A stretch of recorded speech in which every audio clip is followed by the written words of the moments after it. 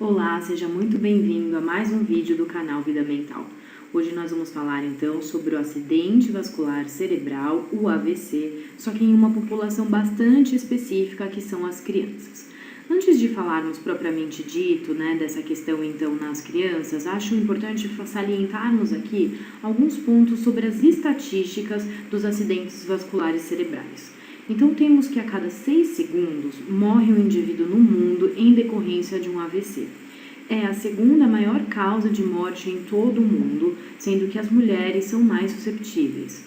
O entendimento sobre a doença, compreende-se que evita novos casos, justamente porque a pessoa vai poder se resguardar e não se colocar diante dos fatores de risco.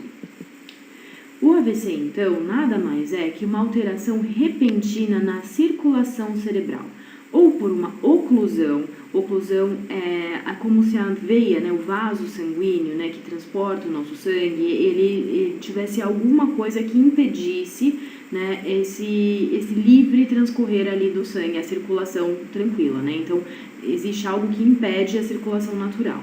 A ruptura é quando o vaso, então, ele estoura, quando tem ali um rompimento, O AVC isquêmico, ele é uma diminuição da circulação sanguínea, promovendo alterações nas funções relacionadas à região.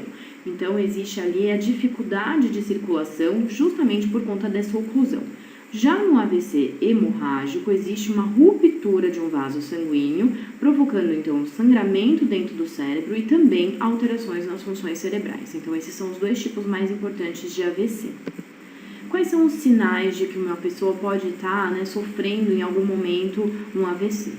Começa a ter, então, uma fraqueza nas pernas, principalmente, formigamento na face, no braço ou na perna, confusão mental, alteração de fala ou da compreensão, alteração na visão, alteração no equilíbrio, alteração de coordenação motora, tontura e dor de cabeça súbita. Então, esses são sinais aí importantes, para se observar, para a gente poder fazer um primeiro socorro, corretamente. Então, se chegar no pronto-socorro com uma pessoa apresentando algum desses tipos de sintomatologia, é fácil para o técnico que for atender já perceber que pode se tratar de um AVC. Nas crianças, acontece de uma forma rara, uma incidência de 2 a 8 casos por ano a cada 100 mil crianças de até 14 anos. Em recém-nascidos, essa incidência é um pouco maior, de 10 a 18 casos para 100 mil nascimentos. É a 10ª maior causa de mortes em crianças, ou seja, apesar de raro, existe aí um número bastante importante, por isso que é necessário nós termos esse esclarecimento. Quais são, então, os fatores de riscos que podem causar os AVCs em crianças?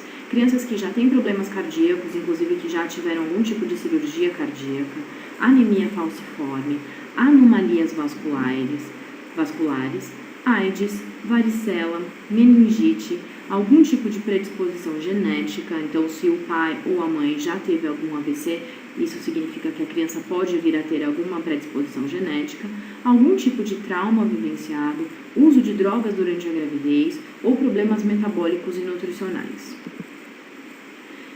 É tão difícil você considerar o AVC em crianças justamente porque elas não sabem muito bem falar sobre os sintomas, Então, acontece muito subdiagnósticos. As crianças elas não são tratadas corretamente porque o clínico que atende não percebe que é um AVC. Por conta do subdiagnóstico, obviamente, existe então um subtratamento. E isso faz com que ela tenha consequências muito mais importantes no segmento aí da doença, Por isso, o clínico que atender, deve levar em conta o início agudo de um déficit neurológico, então uma criança que estava ali com seu desenvolvimento normal, e de repente, de uma forma bastante abrupta e aguda, existe um déficit neurológico.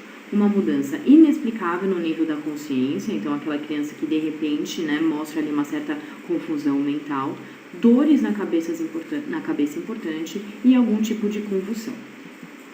Essa era um pouquinho do conteúdo que eu gostaria de passar para vocês. Gostaria de agradecer imensamente a atenção e convidá-los a participar do nosso site eventials.com.br, onde lá vocês poderão encontrar outros tantos temas de saúde, né, para serem então esclarecidos, né, saberem qual tipo de tratamento e poderem então estar mais informados. Vida Mental também tem o seu canal no YouTube e podem também nos acompanhar no Facebook e no Instagram. Muito obrigada pela atenção de vocês. Até logo!